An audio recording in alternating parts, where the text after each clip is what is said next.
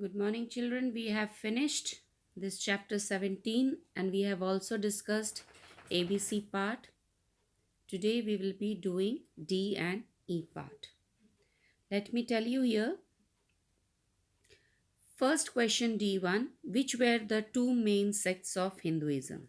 That is Vaishnavism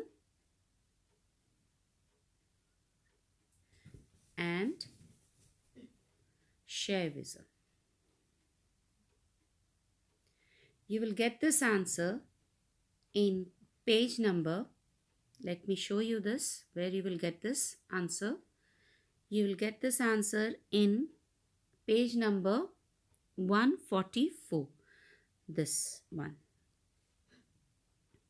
This one is your Vaishnavism and Shaivism. This is D1 answer. Okay. Next question is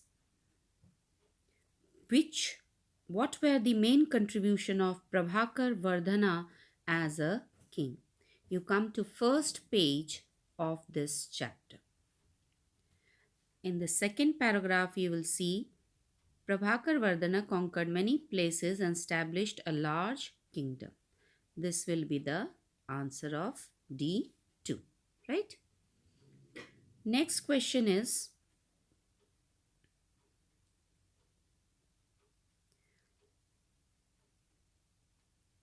what happened after the Vardhan Empire lost its glory? What happened? It was been divided into number of small independent kingdoms. So the Vardhan Empire after, this is for D3 answer. After Vardhan Empire lost its glory, there was a quick emergence of many small independent kingdoms. Okay, this is D3 answer. Next is your D4. Name the rivers that meet at Sangam in Prayag. That will be Ganga, Yamuna and Saraswati. This is Ganga, Yamuna and Saraswati. Okay. Yamuna. Okay. So name the rivers that meet at Sangam in Prayag. Ganga, Yamuna and Saraswati. Why was Nalanda University famous? This is question number D5.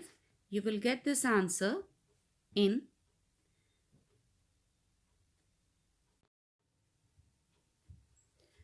So why was Nalanda University famous? Your answer will be here. This is in page number 145. Here is your answer. D5. Nalanda University was famous for International Center of Education. This is your first point. Second point, it has a large library. This is your second point. And third point is students from all over the world came to study at Nalanda. So children, you will write in point wise. Let me repeat you again this question. D5 answer. Nalanda University, why it was famous, was an international center of education. This is the first point. Second, it had a large library. And third point, students from all over the world came to study at Nalanda. Right? Next is your E part, that is long questions. Describe the administrative system of Harsha. You will write from here. Administrative system of Harsha.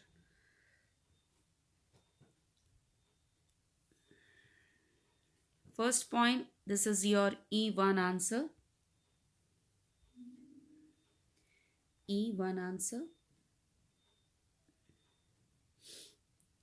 First point you will write, the king was all powerful and was the head of judicial and civil administration. This is first point. Second point, he had a council of ministers to assist and advise him, known as Sachiv or Amatya. This is your second point. Third point,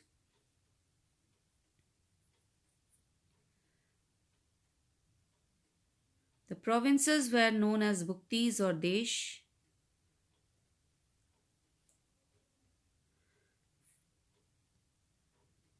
Fourth point, Bhuktis or Desh were again divided into Vishyas or Pradesh. And fifth point, you will write, there were village panchayats which were headed by Gramik. Fifth point. Okay. So this is all about the administration of Harsha, and you will write, children, in point wise. Okay.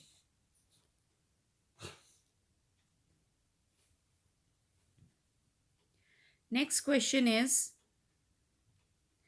explain the religious policy of Harsha. Here you come to religion, page number 144. Religious policy of Harsha.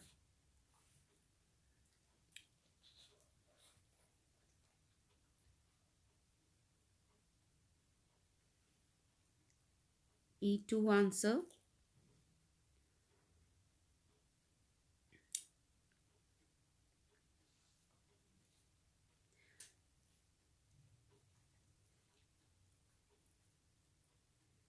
You will write, he was very tolerant and respectable towards all religions. Who was he?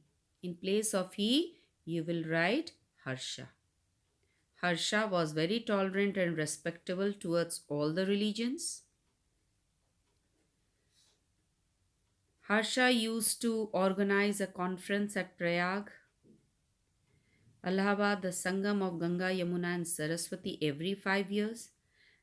At this occasion, he used to give alms, that is daan, to about 5 lakh needy and poor people of all religions.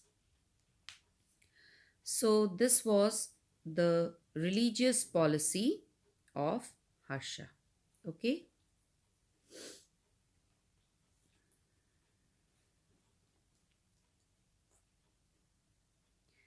Next question is, mention the public welfare works undertaken by Harsha for his people.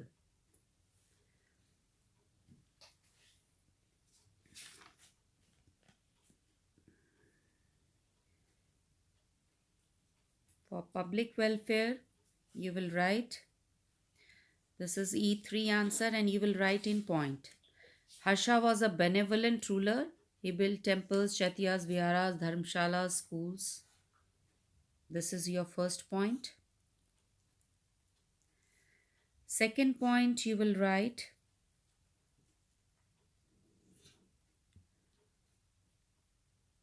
this is for E3 answer. He used to give dans to about 5 lakh needy and poor people of all religions. This is your second point. Third point, you will write,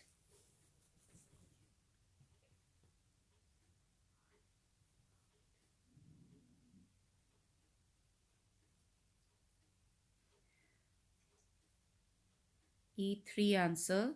Third point, Harsha used to give away all his wealth and belongings, clothes, ornaments, etc., collected during the last 5 years. So these 3 points you will write for question number E3, public welfare works. Okay. Next is, state the condition of society during Harsha's rule. What was the condition of society? This is E4 answer. Society was mainly divided into 4 varnas. Brahmins were highly respected. They led a pious life. People lived harmoniously. The Shudras did not have a good position in the society. This is for E4 answer, the social condition during Harsha's rule. The last question is, give any 3 examples to prove that economy during Harsha's reign was well developed. How we can give, we have to give three examples to prove that the economy during Harsha's rule was well developed. E5 answer. So come to page number 145. Three examples you have to write. So first one you will write, trade was flourishing. This is the first example. E5, first example, example number 1. Trade was flourishing and Kapisa was the center of international trade. Second example you will give, Tamralpati was a famous port for foreign trade. And third point you will write,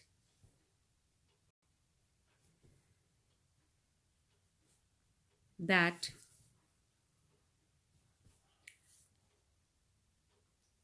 people used to pay 1/6 of the produce as a tax. This is example number 3. Okay. So why by giving these three examples we can prove that people were economy was well developed during the Harsha's rule. First you will write, trade was flourishing and Kapisa was the center of international trade. Second, Tamralpati was a famous port for foreign trade. And third point, you will write that farmers used to pay 1/6 of the produce as a tax. Obviously, agriculture was going in a very good way. That's why they were in position to pay 1/6 of the produce as a tax. Okay, children. So this is the answer for E5. So children, please do the D and E part in your history notebook and submit in your WhatsApp group. Please go through the video carefully and write the answers very carefully. Many of you are not writing the answers. Some of you are writing some points and leaving the other points. So please, children, go through the video carefully and do your work properly. Okay, children? Thank you.